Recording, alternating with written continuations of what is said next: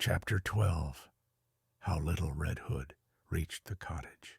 The forest path narrowed as Little Red Hood walked on, the trees leaning in closer with every step she took.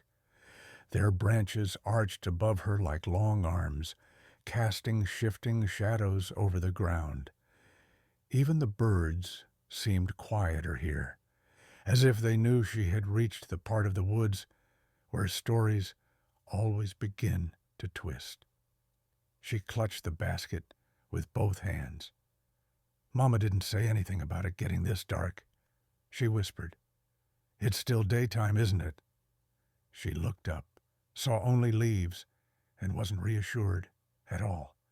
A cold breeze drifted past her, carrying the scent of pine, damp soil, and something warm, something that didn't feel quite right. She stopped and turned her head. For a moment, she thought she saw movement between the trees. Just a flicker, too quick to understand. Then a squirrel popped out from behind a trunk, holding a nut nearly the size of its head. It glanced at Little Red Hood, sniffed the air, and squeaked, "Careful. There's a strange smell up ahead, not grandmotherish." And before she could ask what that meant, it bolted away, as if remembering a very urgent appointment. Little Red Hood took a deep breath.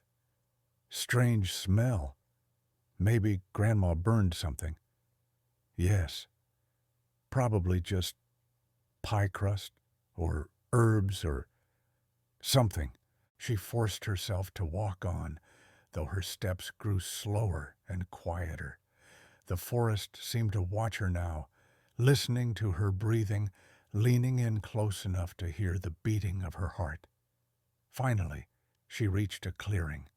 There it was, Grandmother's cottage, except something was off. The house looked the same, but the atmosphere didn't. The curtains were drawn even though it was still daylight. Smoke rose from the chimney in uneven puffs, like someone nervous was tending the fire. The front door stood slightly open, just a crack, like a mouth caught between a gasp and a whisper. Little Red Hood swallowed hard. She approached the door, her red cloak brushing softly against the grass. She knocked 3 times, light, careful taps. "Grandma," she called. No answer. She knocked again, and from inside came a soft, raspy reply. "Oh, my dear, come in. The door is open." Little Red Hood let out a tiny sigh of relief. "See? It's fine. She's fine. Everything's fine." She pushed the door gently and stepped inside. The cottage felt different.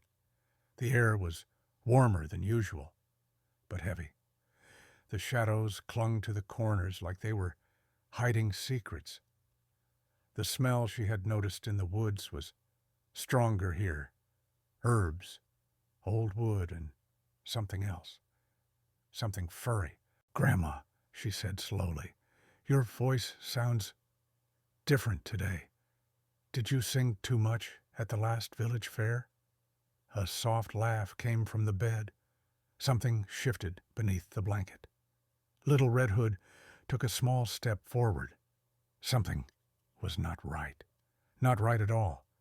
But she had already crossed the threshold, and her story was already moving toward its most famous moment.